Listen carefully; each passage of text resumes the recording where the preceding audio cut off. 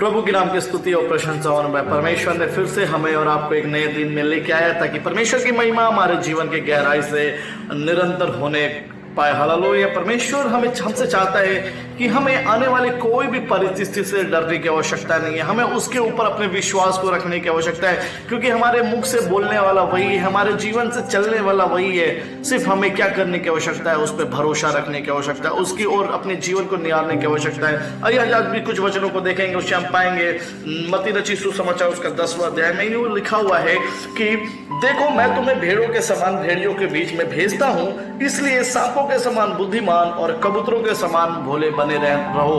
Hallelujah. परमेश्वर का वचन हमारे जीवन में है कि हमें इस संसार के झुंड में, संसार की वो फाड़ खाने वाले भेड़ियों के बीच में परमेश्वर हमें एक भेड़ के नाई भेजता है, ताकि हमारे जीवन में क्या हो, हमारे जीवन में दुख आए, संकट आए, क्लेश आए, लेकिन क्या हम उस वक्त परमेश्वर के ऊपर अपने भरोसा को रखने पाते हैं? जब हमारे जीवन में सिर्फ सुख आती है तभी हम परमेश्वर को धन्यवाद देते हैं, या फिर जब हमारे जीवन में दुख आती है तभी हम परमेश्वर को धन्यवाद देते हैं? ये हमें सबसे बड़ी, हमारे जीवन में सबसे बड़ी कमी घटी की बातें हम पाते हैं कि जब हम दुख में होते हैं, जब हमारे जीवन में दुख आती है तो हम परमेश्वर के ऊपर हम वो विश्वास नहीं कर पाते हैं, हम वो धन्यवादित रूप से परमेश्वर के करीब नहीं जाते हैं कि जिस प्रकार हमें जाने की आवश्यकता है। हालेलुया। परंतु लोगों से सावधान रहो, क्योंकि वे तुम्हें महासभाओं में सौंपेंगे और पंचायतों में तुम्हें कोड़े मारेंगे। हालेलुया। हमें लोगों के सामने लज्जित भी होना पड़ेगा। संसार में लोग हमें, हमारे ऊपर ठट्टा करेंगे, हमारा मजाक उड़ाएंगे, हमारे ऊपर थूकेंगे, लेकिन फिर भी हमारा भरोसा परमेश्वर की ओर होने की आवश्यकता है। जैसे यीशु मसीह ने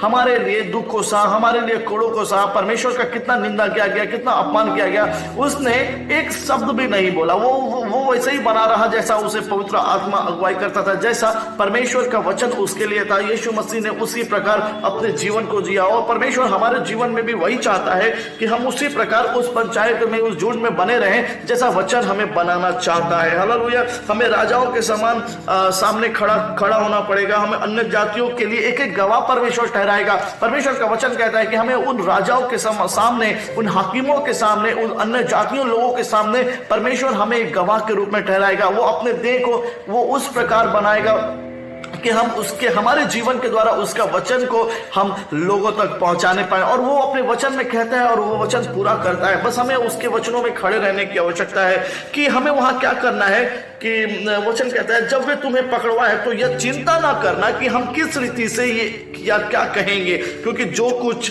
तुम को कहना होगा वो वही उसी घड़ी तुम्हें बताएगा। हालेलुया। हमें हमारे जीवन में जब भी कोई क्लेश आता है, कोई हमें मजाक उड़ाता है, कोई हमें कुछ उल्टा गलत बोलता है, ठीक है, तो उस समय हमें कुछ बोलने की, उसे उल्टा जवाब देने की आवश्यकता नहीं है। हम मनुष्य हैं, हमारे विचारों में ये बातें आती है कि अरे कोई हमें कुछ बोलता है तो हम तुरंत उसको जवाब देते हैं। कोई हमें कुछ हमारा मजाक उड़ाता है तो हम उसका भी मजाक तुरंत उड़ाते हैं, हम उसकी निंदा में लग जाते हैं, इधर उधर बातें करने लगते हैं।